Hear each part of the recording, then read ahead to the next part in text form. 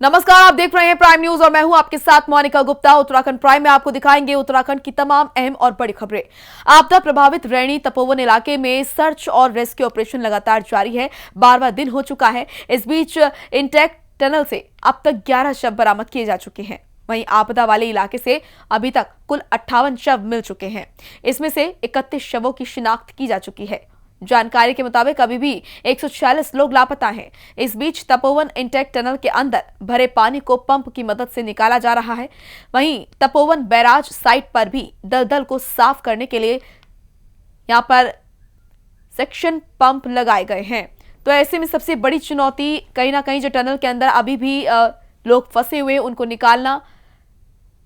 Rescue team के लिए NDRF, SDRF और पुलिस टीम लगातार रेस्क्यू ऑपरेशन में जुटी हुई है। युद्ध स्तर पर रेस्क्यू का कार्य जारी है। 58 शव अभी तक बरामद कर लिए गए हैं। मैं प्रवीण कुमार तिवारी, कमांडेंट एनडीआरएफ। ये जो काम चला हुआ है अलग अलग जगहों पे हमारी टीमों के द्वारा, उसी के बारे में मैं बताना चाहूँगा।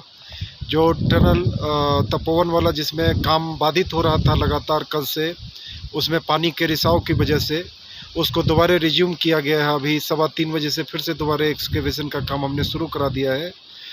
दरअसल जो नदी है, ये जो धौली गंगा, जिसकी वजह से ये हादसा हुआ है, इतना बड़ा मलबा आकर के यहाँ पे टनल में फंसा है। तो ये नदी का लेयर जानकारों के मुताबिक 10 से 12 मीटर उसके लेयर में सिल्ट जमा हो गया है। और नदी का जो बेस है या लेयर है वो लगभग टनल में जहाँ पे हम खुदाई कर रहे हैं उसके बराबर लेवल में आ गया है। इसीलिए पानी का रिसाव रोकना बड़ा मुश्किल हो रहा है। फिर भी लगातार भागों में पानी को पंप आउट करते हुए एक्सकेवेशन को शुरू हमने किया है। तो आपने सुना किस तरीके से यहां पर मुश्किलें लगातार रेस्क्यू टीम के सामने बढ़ रही है, लेकिन यहां पर युद्ध स्तर पर रेस्क्यू का कार्य जो है वो जारी है। सबसे बड़ी चुनौती जो 146 लोग अभी भी लापता हैं उनको खोजना है, जिनको खोजने के लिए लगातार युद्ध स्तर पर जारी है रेस्क्यू ऑपरेशन। ये तस्वीरें हम आपको दिखा रहे हैं चमोली की, जहां पर लगातार रेस्क्यू का कार्य जारी है। एनडीआरएफ, एसडीआरएफ और पुलिस की टीमें लगातार जुटी हुई हैं लोगों को तलाशने के लिए। आपको बता दें कि इस बीच 58 शव बरामद किए गए हैं और कई मानव अंग भी बरामद किए गए हैं। ऐसे में 146 लोग अभी भी लापता हैं, जिनको तलाशना सबसे बड़ी चुनौती रेस्क्यू टीम के लिए। एनडीआरएफ, एसडीआरएफ और पुलिस टीम लगातार खोज कर रही है उन तमाम लोगों की जो कि अभी भी लापता बताए जा रहे हैं। टनल में पानी बढ़ चुका है जिसको निकाला जा रहा है और जिसकी वजह से रेस्क्यू कार्य में बाधा आ रही है। तो आपदा प्रभावित रैणी तपोवन इलाके में सर्च और रेस्क्यू ऑपरेशन 12वें दिन भी लगातार जारी है। इस बीच इंटैक्ट टनल से अब तक 11 शव बरामद किए जा चुके हैं। वहीं आपदा वाले इलाके से अभी तक कुल 58 शव मिल चुके हैं। इसमें से 31 शवों की शिनाख्त की जा चुकी है। जानकारी के मुताबिक अभी भी 146 लोग जो है वो लापता है। इस बीच तपोवन इंटैक्ट टनल के अंदर भरे पानी को पंप की मदद से निकाला जा रहा है। वहीं तपोवन बैराज साइट पर भी दलदल को साफ करने की कोशिश की जा रही है। पंप से ये दलदल साफ किया जा रहा है जिससे कि जो तमाम लोग उसमें फंसे हुए हैं उनको निकाला जा सके। तो लगातार युद्ध स्तर पर रेस्क्यू ऑपरेशन जारी है और आपको बता दें कि 146 लोग अभी भी लापता हैं, जिनकी तलाश रेस्क्यू टीम लगातार कर रही है। और बड़ी चुनौती यही मानी जा रही है क्योंकि वो तमाम लोग जो इस हादसे में अपने लोगों को खो चुके हैं वो देखना चाहते हैं, अंतिम दर्शन करना चाहते हैं अपनों के, लेकिन इस बीच ऐसे कई लोग हैं जो कि लापता हैं।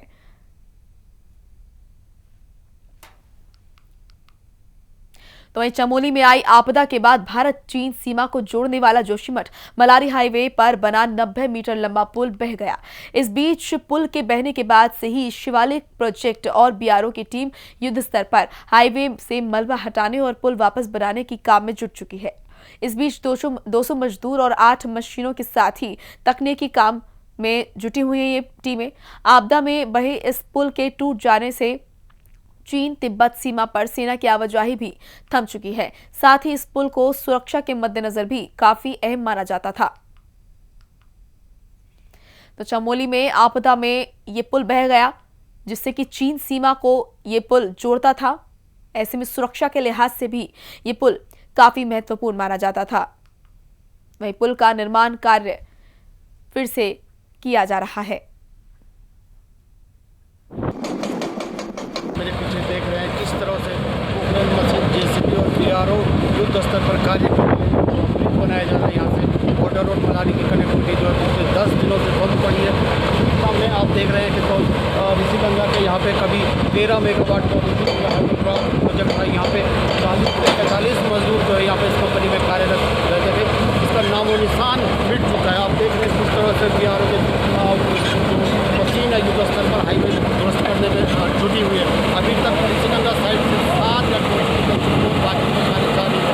प्राइम न्यूज के लिए ऋषिगंगा साइड से संजय।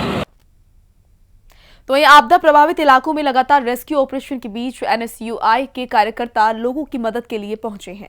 वहीं 4 दिनों तक लंगर चलाने के बाद वापस आए एनएसयूआई के सदस्यों ने और जिलाध्यक्ष गौरव सागर ने सरकार के रुख पर नाराजगी जताई।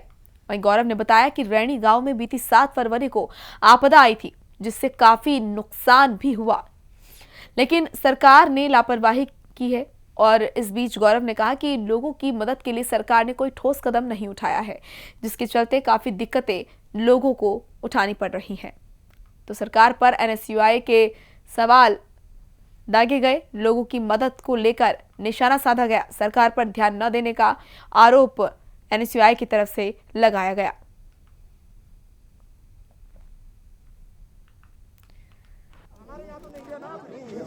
लगातार जिस दिन से आपदा यहाँ पे आई थी, ग्राउंड जीरो में सबसे पहले यूथ कांग्रेस और एनएसयूआई की टीम यहाँ पे लगातार काम कर रही है।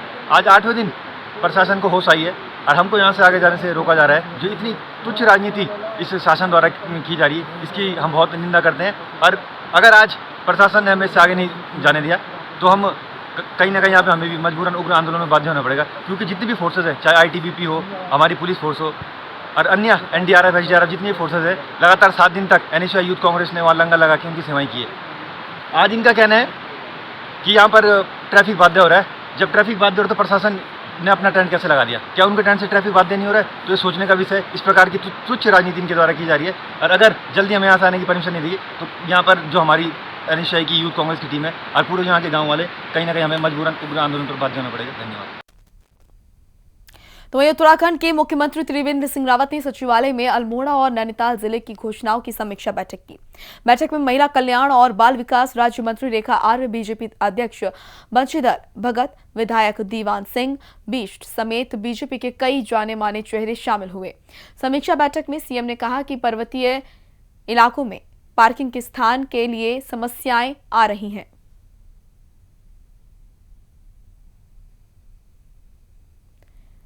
तो वहीं जिलाधिकारियों से इस समस्या को दूर करने और प्लान तैयार करने के लिए कहा गया है। साथ ही उपलब्ध स्थानों का सही तरीके से इस्तेमाल करने की भी बात कही गई।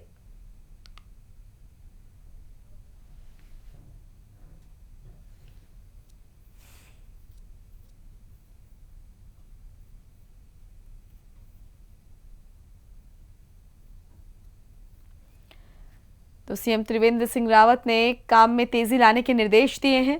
योजनाओं को लेकर समीक्षा बैठक सीएम त्रिवेंद्र सिंह रावत ने की। इसमें तमाम योजनाओं के काम जो हैं वो तेजी से हो। सीएम त्रिवेंद्र सिंह रावत ने तमाम नेताओं को और अधिकारियों को दिशा निर्देश दिए कि विकास के कार्यों में तेजी लाई जाए। देहरादून में योजनाओं को लेकर सीएम त्रिवेंद्र सिंह रावत की ये समीक्षा बैठक हुई। इसमें कई मंत्री मौजूद रहे। इस बीच जो योजनाएं सरकार की तरफ से चलाई जा रही हैं उसको लेकर हर आम जन तक वो योजना का लाभ पहुंचे, इसको लेकर सीएम त्रिवेंद्र सिंह रावत ने सभी अधिकारियों को और मंत्रियों को इसके निर्देश दिए कि विकास कार्यों में तेजी हो और लोगों तक योजनाओं का लाभ पहुंचे।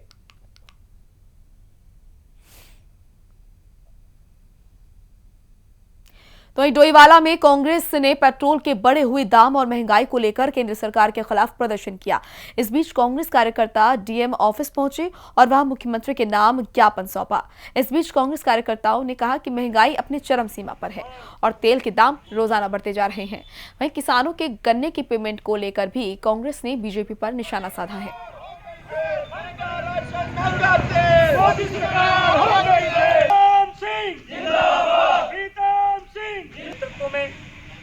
उत्तराखंड के माननीय मुख्यमंत्री जी और तो महंगाई के खिलाफ प्रदर्शन यहां पर आप देख रहे हैं, कांग्रेस ने निशाना साधा। कांग्रेस ने साइकिल यात्रा निकाली। डोईवाला की तस्वीरें हम आपको दिखा रहे हैं जहां पर महंगाई को लेकर सरकार को घेरते हुए नजर आए और प्रदर्शन यहां पर किया।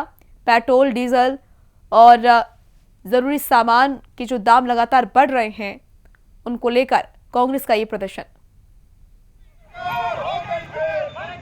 पूर्ण रूप से ये सरकार, चाहे प्रदेश की हो चाहे देश की सरकार हो, दोनों फेल है। हमारे जो प्रधानमंत्री हैं वो बहरे हो चुके हैं। उन्होंने उनको सुनाई नहीं देता। अब जनता की परेशानियां ना उनको दिखाई देती है ना सुनाई देती हैं। और आज हम डोईवाला में कांग्रेस के कार्यकर्ता इकट्ठे होकर विरोध स्वरूप साइकिल पे जा रहे हैं एसडीएम कार्यालय। वहां पे जाकर ज्ञापन देंगे कि भाई हमारे प्रधानमंत्री तो बहरे हो चुके हैं, लेकिन जो हमारे प्रदेश के मुखिया हैं देवेंद्र रावत जी, वो इस जनता की पीड़ा को सुने। और जिस तरह से डीजल, पेट्रोल और गैस के दाम बढ़ाए जा रहे हैं, इस पे कोई ना कोई जो टैक्स में कंसेशन दे स्टेट लेवल पे और इस प्रदेश की जनता को थोड़ी राहत दे। देखिए, बिल्कुल बुरी तरह फेल हो गई है। इन्होंने ये मुद्दा लेकर आया था, महंगाई कम करेंगे, गरीब आदमी को रोजगार देंगे। किसी भी मुद्दे पर ये खड़े नहीं उतरे हैं। देखिए, जिस तरह से पेट्रोल, डीजल के दाम, गैस के दाम दिन प्रतिदिन बढ़ रहे हैं, महंगाई इतनी बढ़ रही है, चरम पर है महंगाई।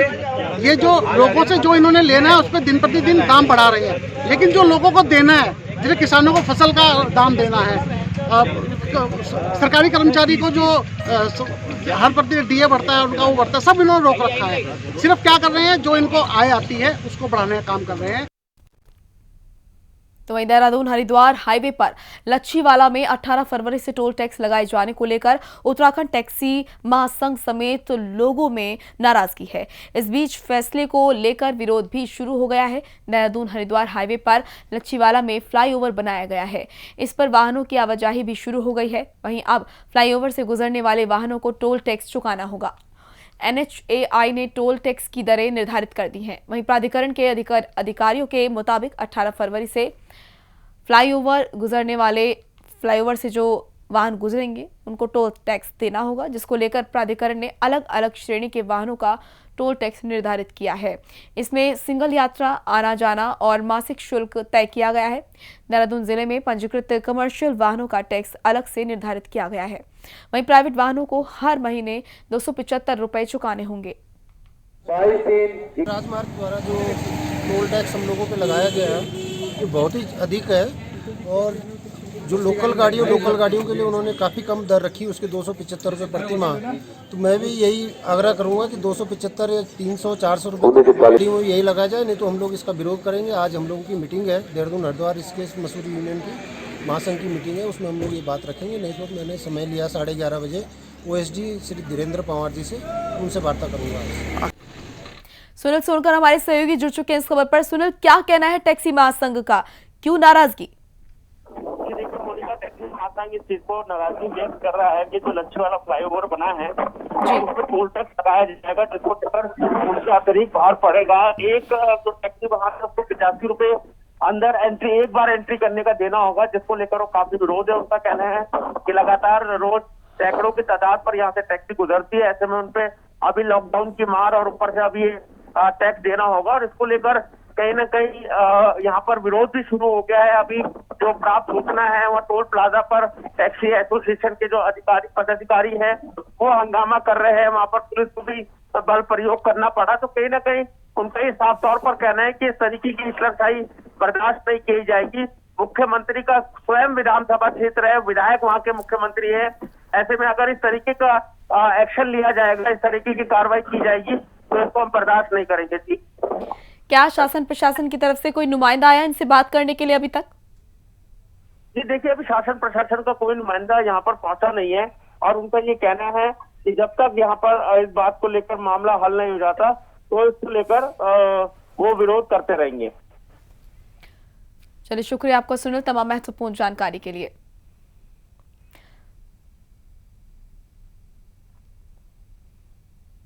तो वहीं पेट्रोल और डीजल की कीमतों में हुई बढ़ोतरी के बाद अब ट्रांसपोर्टर भी मुश्किल दौर से गुजर रहे हैं। इस बीच तेल की कीमतों में बढ़ोतरी के बाद अब टोल प्लाजा पर टैक्स बढ़ाए जाने को लेकर मंगलौर ट्रांसपोर्टर यूनियन ने माल ढोने वाले वाहनों का पहिया जाम कर सरकार के खिलाफ जमकर नारेबाजी करते हुए प्रदर्शन किया। इस बीच ट्रांसपोर्ट यूनियन ने पेट्रोल और डीजल की कीमतों में हुई बढ़ोतरी के साथ ही टोल प्लाजा पर भी मनमानी ढंग से मालवाहक वाहनों से टैक्स वसूलने का आरोप लगाया है और माल ढोने वाले 350 ट्रक के पहिए पूरी तरह से जाम कर सरकार के खिलाफ प्रदर्शन किया है। वहीं इन लोगों का कहना है कि तेल के बढ़े हुए दाम के चलते कंपनी को नुकसान हो रहा है और टैक्स में छूट नहीं दी जा रही है।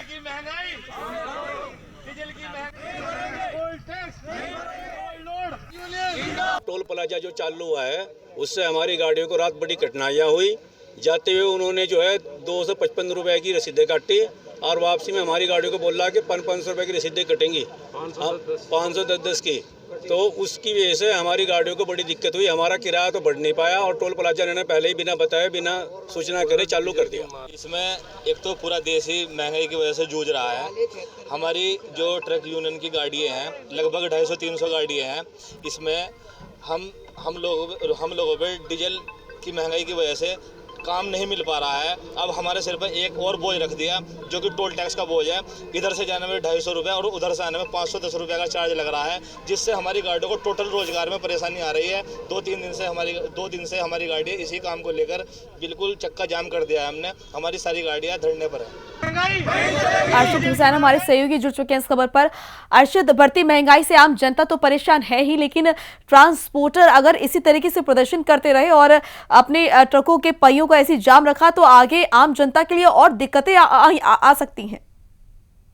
हाँ बिल्कुल, आपको साफ तौर पर बता दूं कि जिस तरह से आम जनता बढ़ती महंगाई को लेकर काफी परेशान है, वहीं अगर अब बात की जाए ट्रांसपोर्टर भी इस महंगाई की जद में आ चुके हैं और उन्होंने अब अपनी गाड़ियों का चक्का जाम कर दिया है। और उनका कहना है कि जिस तरह से डीजल व पेट्रोल की कीमतों में बढ़ोतरी हुई है, वहीं अगर बात की जाए तो बढ़ा हुआ टोल भी देना उनको काफी मुश्किल लग रहा है, जिसके चलते अब वो इस स्थिति में नहीं कि वो ट्रांसपोर्ट का कार्य कर सके। तो इसी बात को लेकर इन लोगों में सरकार के खिलाफ विरोध भी है।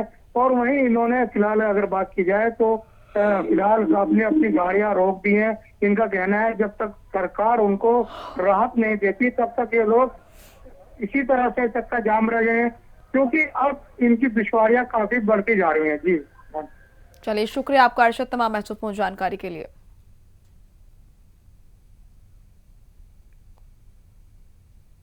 तो वहीं किसानों के रेल रोको आंदोलन को लेकर प्रशासन अलर्ट मोड पर है, जिसके चलते सुबह से ही डोईवाला के रेलवे स्टेशन पर भारी पुलिस बल को तैनात कर दिया गया है, ताकि किसान अगर रेल रोकने की कोशिश करें तो किसानों के आंदोलन को रोका जा सके और ट्रेनों की आवाजाही पर इसका कोई प्रभाव न पड़ सके। तस्वीरें आप देख रहे हैं जहां पर रेल रोको आंदोलन को लेकर पुलिस पूरी तरह से मुस्तैद नजर आ रही है। डोईवाला रेलवे स्टेशन की तस्वीर आपको दिखा रहे हैं जहां पर किस तरीके से स्टेशन पर पुलिस बल तैनात है, तस्वीरों में आप देख सकते हैं।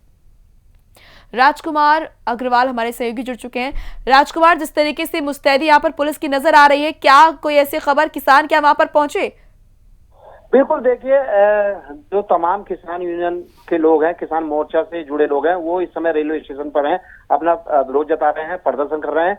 और भारत सरकार से लगातार उनकी मांग यही है कि जो 3 कृषि कानून बिल लेकर आई है भारतीय जनता पार्टी की केंद्र सरकार, उसको वापस लिया जाए।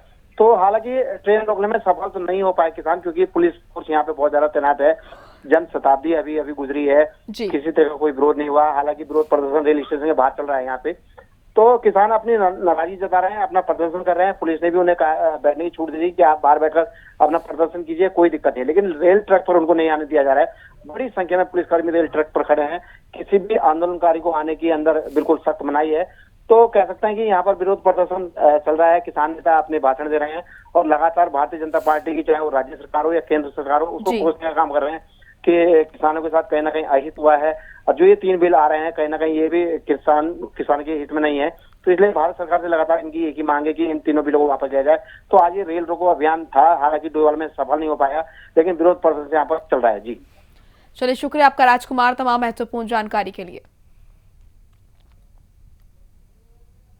तो वहीं हरिद्वार के उप जिलाधिकारी ने मास्क न पहनने और पॉलिथीन का इस्तेमाल करने वालों पर जुर्माना लगाना शुरू कर दिया है। इस अभियान के तहत हरिद्वार के एसडीएम के नेतृत्व में टीमों का गठन किया गया, जिसमें अब अधिकारी मौके पर लोगों को जागरूक कर रहे हैं। साथ ही नियमों का पालन न करने वालों पर जुर्माना भी लगाया जा रहा है। दरअसल भेल इलाके में पीट बाजार में पॉलिथीन का प्रचलन अभी भी जारी है, जिसके खिलाफ अब अभियान चल रहा है। तस्वीरों में आप देख सकते हैं किस तरीके से निरीक्षण किया गया और नियम तोड़ने वालों पर एक्शन लिया जा रहा है। आज हम लोग पीट में आए हैं और पीट में भी हम ये मैसेज दे रहे हैं कि जो प्लास्टिक का जो पॉलिथीन वगैरह है वो बिल्कुल भी कोई यूज़ ना करें, और जिससे भी मिल रहा है उसके हम चालान भी काट रहे हैं आज। हालांकि हम कम चालान कर रहे हैं आज, लेकिन एक इसके माध्यम से मैसेज देना चाहते हैं सभी लोगों को भी, सभी दुकानदारों को भी, कि पॉलीथीन कोई भी यूज़ नहीं करेगा। पॉलीथीन पूरी तरह से प्रतिबंधित है। नरेश तोमर हमारे सहयोगी जुड़ चुके हैं इस खबर पर। नरेश, अब एसडीएम खुद फील्ड पर उतरे हैं, तो किस तरीके से लोगों को समझाया जा रहा है? देखिए वो ना मोनिका बता दें आपको, लाख पाबंदी के बावजूद जो है पॉलीथीन का जो है लगातार इस्तेमाल तीन पीट वगैरह में लगातार किया जा रहा है, जिसके चलते एसडीएम गोपाल सिंह चौहान यहाँ पर पहुंचे और उन्होंने जो है लोगों से अपील की कि आप कम से कम पॉलीथीन का इस्तेमाल करें। वहीं जो लोग मास्क पहन के नहीं आए थे तो उनको भी मास्क भी बांटे गए और उनको मास्क पहनने के लिए दिशा निर्देश भी दिए गए। इसके साथ ही उन्होंने कई लोगों के इस संबंध में चालान भी काटे। मोनिका आपको बता दें, जिस तरह से आप देख सकती है कि विजुअल में साफ तौर दिखाते रहे कि भीड़ लगातार इन पीट बाजारों में लगातार बढ़ती जा रही है, जिसके कारण जो है संक्रमण बढ़ने की आशंका लगातार बनी रहती है। इसी के चलते एसडीएम द्वारा ये कार्रवाई पीट बाजार में की जा रही है लगातार। जी चलिए, शुक्रिया आपका नरेश तमाम महत्वपूर्ण जानकारी के लिए।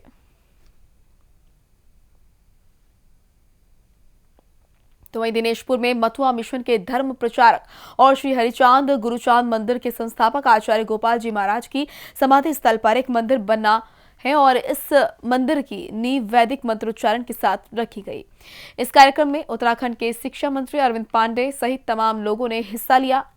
वहीं इस बीच कार्यक्रम में पहुंचे कैबिनेट मंत्री अरविंद पांडे ने बताया कि बंगाली समाज से जुड़े लोगों के जाति प्रमाण पत्र पर बांग्लादेशी शब्द को हटाने का काम किया जा रहा है और टेक्निकल कमी के चलते इस काम में देरी हो रही है। साथ ही ये भरोसा जताया कि सीएम के वादे के मुताबिक ये काम कर दिया जाएगा। उनके विद्वता की वजह से यहाँ के समाज को बहुत कुछ सीखने का मौका मिला और आज उनके हमारे मध्य में ना होने की वजह से समाज का एक बहुत बड़ा नुकसान हुआ है। लेकिन जो जागरूक समाज होता है वो कहीं ना कहीं अपने देवी देवताओं की प्रतिमा से ही बहुत कुछ सीख के आगे बढ़ता है। उसी कड़ी को मजबूत करने के लिए आज गोपाल महाराज जी के जाने के उपरांत जो उनके भक्तजन हैं, मैं भी उसमें शामिल हूँ, हम भी उनके अनुयायी हैं। आज हम सब लोगों ने तय किया कि उनकी स्मृति चिन्ह उनका बना के, उनकी समाधि के चिन्ह बना के उसी से समाज सीख लेगा, इस उद्देश्य से आज उस स्थल की स्थापना है। और मैं आज हमारे मंत्री गोपाल जी नहीं है, हम भगवान जी से प्रार्थना करते हैं, प्रभु से प्रार्थना करते हैं कि उनके अपने चरणों में जैसे वो देवतुल्य इंसान थे उनको देवता बना के रखें और जितने भक्त हैं उनके द्वारा सिखाए हुए अच्छे गुणों को समाज में आगे भी ऐसे चलाएंगे और उनके निर्देशों का पालन करेंगे और समाज को जोड़ के रखेंगे। और जो भी भक्तों का निर्देश, हमारे बड़े भाई भी हैं विवेक जी, हमारे माननीय अध्यक्ष निखिलदा जी और यहाँ के टाउन एरिया के अध्यक्ष हमारी छोटी बहन सीमा, हमारे पूर्व मंडल अध्यक्ष हिमांशु जी, रवि भाई और समस्त यहाँ जितने समाज के लोग हैं, अनुयायी बंधु हैं, मैं सबको विश्वास दिलाना चाहता हूँ कि आगे भविष्य में जब भी आवश्यकता पड़ेगी, जिस बात की भी आवश्यकता पड़ेगी, हम एक शिष्य के नाते, गोपाल महाराज जी के शिष्य के नाते हम हमेशा आप लोगों के साथ खड़े हैं। कभी आप लोग अपने आप को अकेला महसूस मत कीजिएगा। सुख दुख तन मन धन से हमेशा आप लोगों के साथ हम खड़े हैं, कभी पीछे नहीं हटेंगे। उन्हें आप लोगों ने इतना अच्छा आयोजन किया और बाबा जी को हमेशा समाज के प्रत्येक व्यक्ति के दिल में उनकी स्मृति बनी रहे, इस नाते आप लोगों ने स्मृति चिन्ह बनाने की कोशिश की है। मैं इसकी आप लोगों को बहुत बहुत अच्छे काम की मैं बहुत बहुत शुभकामना देता हूँ, आप लोगों को बधाई देता हूँ। तो हमारे सहयोगी काजल रॉय इस खबर पर जुड़ चुके हैं। काजल, यहाँ पर दिनेशपुर पहुंचे हैं कैबिनेट मंत्री अरविंद पांडे, क्या कुछ कार्यक्रम इस दौरान रहे उनके? आपको बताना चाहूंगा कि कैबिनेट मंत्री अरविंद पांडे हरिचांद गुरुचांद धर्म मंदिर के संस्थापक गोपाल जी महाराज जी के आज समाधि स्थल जो एक निर्माण होना था उसका भूमि पूजन में पहुंचे थे और उन्होंने जो है इस दौरान बंगाली समाज के जाति प्रमाण पत्र में लिखा आ रहा है बांग्लादेशी शब्द, उसको बहुत जल्दी हटाए जाने की बात कही है। जी चलिए, शुक्रिया आपका काजल तमाम महत्वपूर्ण जानकारी के लिए। तो वहीं डोईवाला ब्लॉक की सबसे बड़ी ग्राम पंचायत माजरी ग्रांट के ग्राम प्रधान अनिल पाल पर ग्राम पंचायत निधि को खर्च न करने का आरोप लगा है। इस बीच ग्राम पंचायत के उप प्रधान सहित वार्ड मेंबर्स ने शासन प्रशासन से शिकायत की है, जिस पर जिला पंचायत राज अधिकारी जितेंद्र कुमार ने ग्राम प्रधान के आय व्यय के साथ तमाम कार्यों की जांच की बात कही है और महत्वपूर्ण दस्तावेज जांच टीम अपने साथ ले गई। जिसमें जो है जिला पंचायत राज अधिकारी श्री जितेंद्र कुमार जी आज माजरी ग्राम पंचायत घर आए और उन्होंने जो है कुछ कागजों का फाइलों का कुछ निरीक्षण किया और कैशबुक, पासबुक, कितना पैसा आया, कितना खर्च हुआ, ये सारी चीज़ें उनके द्वारा देखी और कौन से मद से निकला, इस तरह का उनके द्वारा जो है। चलिए, फिलहाल उत्तराखंड प्राइम में इतना ही। एक छोटे से ब्रेक ले रुक रहे हैं, फौरन लौटेंगे।